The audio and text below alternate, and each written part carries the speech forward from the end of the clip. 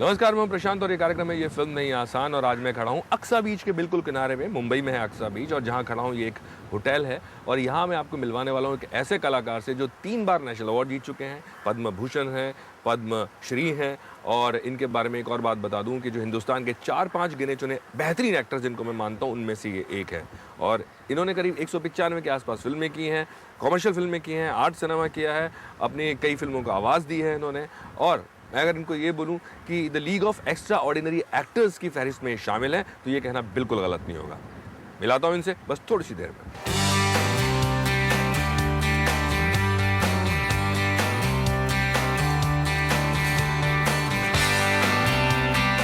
तो मैं बात कर रहा था नसीर साहब की। नसीर साहब है हमारे साथ, और नसीर साहब की आने वाली फिल्म में इरादा, वहीं से हम लोग शुरू करते हैं। इरादा जो है वो वाटर कंटेमिनेशन के बारे में, जो पानी दूषित हो जाता है। तो आप ही बताइए कि इको थ्रिलर जो ये जॉनर है ये अपनी तरह से नया है, और पंजाब में कह रहे हैं लोग कि ये सबसे बड़ी प्रॉब्लम है बजाय ड्रग्स के। तो आपका क्या कहना है पहले? बेसिकली ये एक इम्पोर्टेंट सब्जेक्ट को छूती है ये फिल्म। किस कदर नुकसान हो रहा है इर्रिस्पॉन्सिबल इंडस्ट्री बिहेवियर की वजह से, ये बात लोगों के जहन में लानी बहुत ज़रूरी थी। तो एक फीचर फिल्म के फॉर्म में और एक थ्रिलर की शक्ल में इस बात को पेश किया गया है। आपने जाने विद्यार्थियों की आप बात कर रहे थे, उससे पहले जो सिनेमा था, जब चाहे आप आक्रोश की बात करें, निशांत की बात करें, तो वो एक बड़ा एंगर वाला सिनेमा था जिसमें आपको बतौर एक्टर उसमें देखा गया।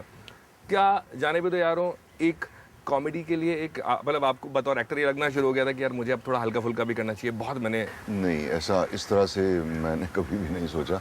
जाने भी दो यारो इनफैक्ट आक्रोश से पहले बनी थी जी। ये तो मैंने इसलिए नहीं की कि ये कॉमेडी थी, बल्कि इसलिए कि मुझे लगा कि ये फिल्म महत्वपूर्ण रहेगी।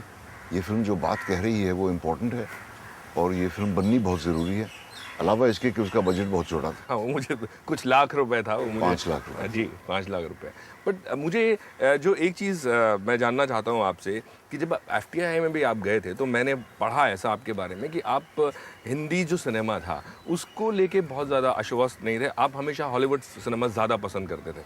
और जब आप एफटीआई से निकल के आए तो जो अंकुर थी श्याम बेनेगल साहब की, उन्होंने आपको एक नया रास्ता दिखाया कि नहीं भैया किस तरह का सिनेमा भी हो सकता है।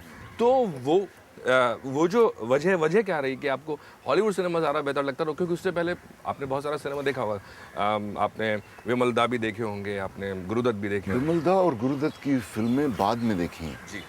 कि आसिफ की ग्रेटनेस मैंने बहुत बाद में समझी। बचपन में जो फिल्में मैंने कई सारी हिंदी फिल्में भी देखी और हॉलीवुड की भी। तो इत्तेफाक से बहुत दिन हुए नाम की एक फिल्म थी जो मेरी सबसे पहली ज़िंदगी की फिल्म थी। जादूगर के जान तोते में होती है वगैरह वगैरह, वो कहानी। और उसमें एक बच्चा हीरो था। साथ साथ मैंने हॉलीवुड की बनी हुई विज़र्ड ऑफ ऑज नाम की फिल्म देखी, जूडी गार्लैंड की। वो भी इसी तरह की है, फेरी स्टोरी है, और कहीं मुझे कोई कंपैरिजन नहीं लगा। न सिर्फ उन कहानियों में बल्कि उस संगीत में, उस तरह की कोरियोग्राफी में, उस तरह की फोटोग्राफी में, हर चीज़ में जो एक्सेलेंस था उसका कहीं कोई मुकाबला ही नहीं था। और मेरा ये ख्याल अब भी ऐसा ही है कि हम बम्बई में जो फिल्में बनती हैं ज़्यादातर हम हॉलीवुड की फिल्मों की सतही नकल करते हैं। उनमें जो गहराई होती है वो हम कभी नहीं पकड़ पाते। जब ये सारी फिल्में आप कर रहे थे बेनेगल साहब के साथ, गौतम घोष के साथ, पार मुझे अभी भी याद है, दूरदर्शन पे मैंने पार देखी थी। और सॉरी टू से उस वक्त क्योंकि उतनी समझ नहीं थी तो हमें लगता था अरे संडे को ये क्या फिल्म आ रही है, और एक संडे खराब हो गया। हाँ, बहुत से लोगों को ऐसा जी जी। लेकिन उस फिल्म के लिए आपने वेनिस से अवार्ड भी जीता। वो फिल्म यादगार रही। पार उस फिल्म को करने में बहुत कुछ सबक हासिल हुए, अलावा इसके कि तैरना सीख लिया। तो वो जो सिनेमा था उसका कहीं आपको देख के लग रहा था कि उस वक्त आप जैसे कद काठी के एक्टर को क्या ये पार करना समंदर बॉलीवुड का मुश्किल था? बिल्कुल, लेकिन मुझे लगा कि मैं पार कर पाऊंगा। इतना सेल्फ कॉन्फिडेंस कहिए या वैनिटी कहिए या गलतफहमी कहिए या पागलपन कहिए, जो भी कहिए, लेकिन उसी ने मुझे अफ्लोट रखा है। क्योंकि एक ऐसा दौर भी था शुरू में जब मुझे काम नहीं मिल रहा था, अलावा शाम साहब के मुझे कोई नहीं ले रहा था। दिल बहुत छोटा हुआ, लेकिन हिम्मत नहीं हारी मैंने। और मैं सोचता था कि भाई मैंने ये काम चुना, ये गलती तो नहीं की है मैंने, इसका मुझे पूरा यकीन है। तो अगर मैं लगा रहूं और अपना काम सीख लूं तो कामयाबी तो मिलेगी ही। जिस तरह का सिनेमा आप कर रहे थे उससे आप खुश थे, और कभी भी ये नहीं हुआ कि यार ये जो मसाला फिल्में जो हैं, नहीं, मसाला फिल्में भी मैंने की हैं उस दौर में ना, उसी दौर में। ये बात सब भूल गए हैं, शुक्र है, क्योंकि वो बहुत बुरी फिल्में थी। सुनैना नाम की फिल्म थी, जो जुनून की शूटिंग के फौरन बाद मैंने की। गाना मुझे याद है, सुनैना। चलिए, सही है ना? हाँ बिल्कुल। और भी कई बड़ा अच्छा गाना था जी। उसके अलावा हीरो हीरालाल, मुझे आपकी हीरो हीरालाल तो उसके 20 साल बाद आई। बहुत बाद आई। माला माल उस जमाने में कई मैंने ऐसी फिल्में की जो मैं करना चाह रहा था, क्योंकि मुझे भी लोकप्रियता चाहिए थी, मुझे भी शोहरत चाहिए थी, सीधी बात ही है। पैसा भी शायद ज्यादा होता था उन फिल्मों में, पैसा भी बनिस्बत जो आर्ट फिल्में बनती थी। हालांकि सुनैना जैसी फिल्मों में भी अब सोचूं तो बहुत कम पैसे मिले, लेकिन फिर भी जान बच गई उन फिल्मों की वजह से, क्योंकि आर्ट फिल्मों से तो कुछ मिलता नहीं था। आपकी जो फैमिली थी, पढ़े लिखे लोग सब, और आपके भाई जो हैं वो अभी तो वाइस चांसलर है यूनिवर्सिटी में, आपके फादर, आपका पूरा जो प्लान था, आप इस लाइन में एक अलग तरफ चले गए। और मैंने सुना कि आप मैथमेटिक्स में बड़े कमज़ोर थे, और आपने फिर एक ग्रुप बनाया एक अपने स्कूल में जहां आपने थिएटर करना शुरू किया। तो उन लोगों का रिएक्शन क्या था कि किधर जा रहे हो, ना कटर? क्योंकि उस ज़माने में लोग ये बहुत कहते थे कि भाई ये तो बड़ी उल्टी लाइन है। नहीं, वो तो है, और ना उसमें इज्जत है, ना इसमें कोई सिक्योरिटी है। मेरे वालिद साहब को मुझे लगता है दिल ही दिल में फिल्में पसंद थीं। वो देखा करते थे अंग्रेज़ी फिल्में खुद भी, और हमें इजाज़त मिलती थी हिंदी फिल्मों, सिर्फ दिलीप साहब की फिल्में देखने की। उन्हें मालूम तो था मेरी इस सनक के बारे में स्कूल से ही, पर मैं क्रिकेट का भी उतना ही शौकीन था, तो उन्हें डर ज़्यादा था कि ये क्रिकेटर बनने की कोशिश करेगा। तो वो मैं बना नहीं, तो उनका हमेशा ध्यान लगा रहा कि तुम क्रिकेट खेलते हो, पढ़ा करो। उन्हें ये नहीं मालूम था कि मैं रिहर्सल कर रहा हूँ और नाटक कर रहा हूँ।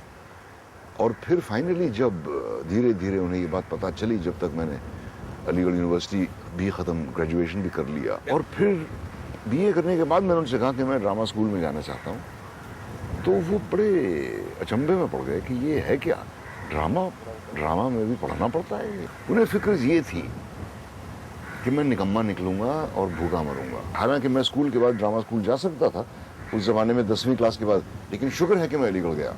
बहुत कुछ दिया अलीगढ़ ने मुझे। अलावा अपनी ज़बान सीखने के 2 उस्ताद ऐसे मिले मुझे अलीगढ़ में, मुनीबुर रहमान साहब जो इस्लामिक स्टडीज़ के हेड थे, और जाहिदा आपा जो इंग्लिश डिपार्टमेंट में थी, और दोनों ने मुझे बेहद मेरी हौसला अफजाई की और कहा कि नहीं, तुम सही कर रहे हो, बिल्कुल लगे रहो इसी में। और बल्कि जाहिदा आपा ने मुझे ड्रामा स्कूल के बारे में बताया कि ऐसी एक जगह है, वहाँ तुम्हें जाना चाहिए। और फिर मैं ड्रामा स्कूल के बाद फिल्म इंस्टीट्यूट गया, तो बाबा और भी परेशान हो गए कि ये क्या बात। क्या फादर सख्त थे, मारते वारते नहीं थे कभी भी हमें, लेकिन बेहद खौफ था उनका, और अथॉरिटी उनकी हम कभी चैलेंज नहीं कर पाते थे। तीनों भाइयों में से एक मैं ही था जिसने चैलेंज की।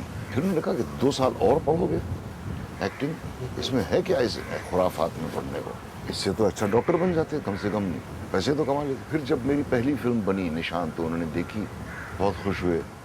10,000 रुपये मिले थे मैंने बहुत थे 10,000? अरे बहुत थे, और मेरे लिए तो बिल्कुल एक मतलब लॉटरी थी।